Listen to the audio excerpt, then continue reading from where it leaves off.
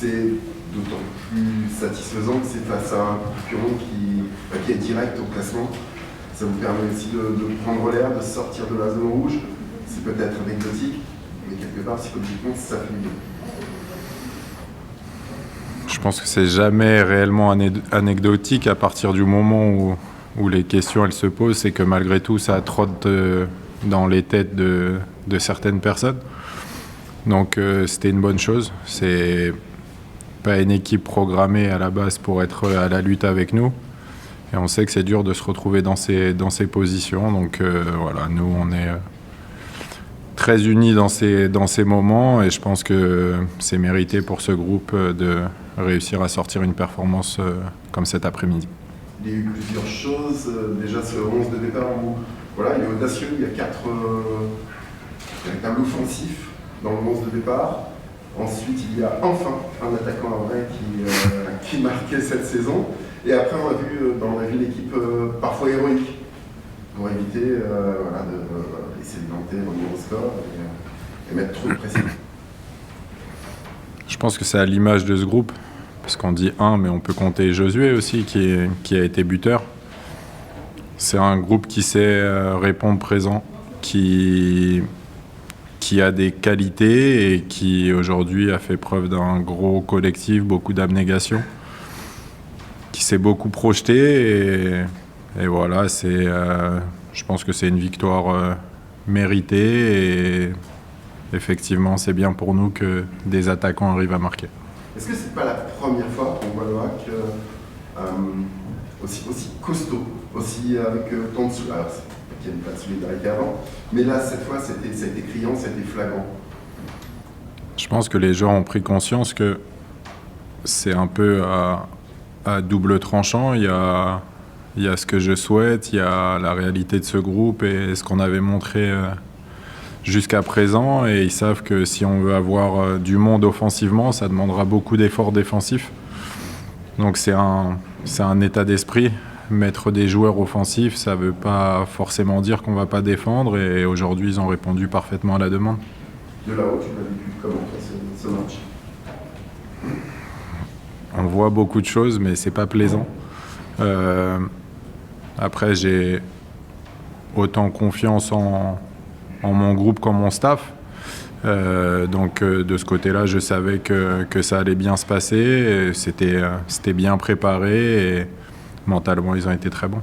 Et comment vous l'avez vécu, cette fin de match, cette interruption qui s'est éternisée? Vous avez craint qu'éventuellement le match ne reprenne pas? Non, pas du tout, parce qu'on aurait simplement peut-être vécu une mini-frustration de ne pas voir les points au classement dès ce soir. Mais ça ne pouvait pas finir autrement que par une victoire. Donc voilà, ça aurait peut-être laissé un léger goût amer. Mais avec la performance des joueurs, je pense que malgré tout, on aurait eu beaucoup de points de satisfaction. On revient sur votre compo de départ avec ces 4 offensifs. C'était quoi l'idée de votre plan de jeu en venant ici à la Beaujoire? Mais en fait, le choix de mettre Josué en tant que piston nous donnait des jambes pour défendre sur Simon, qui est un joueur avec des appuis très toniques. Donc c'était un joueur capable de répondre à ses attaques et à ses dribbles. Et surtout d'avoir une force de projection avec 4 joueurs devant qui ont beaucoup de jambes. Un petit mot peut-être justement sur José, il marque. Vous avez souligné aussi des travails de nombre avec José Simon, on l'a vu capitaine aussi aujourd'hui. Ouais. On l'a vu un peu partout, j'ai l'impression que c'est... Oui, il a fait un très gros match, mais il a les qualités pour ça. Après, c'est comme toujours une prise de conscience. Je pense qu'il a été longtemps marqué par le fait de ne pas marquer, justement. Elle n'est pas très belle, cette phrase. Mais je pense que ça l'a soulagé et surtout, ça lui a permis de voir que la position n'était pas importante et qu'un système, c'est fait pour avoir une certaine assise, mais que ça peut se déformer à tout moment et même en jouant piston, on peut marquer des buts.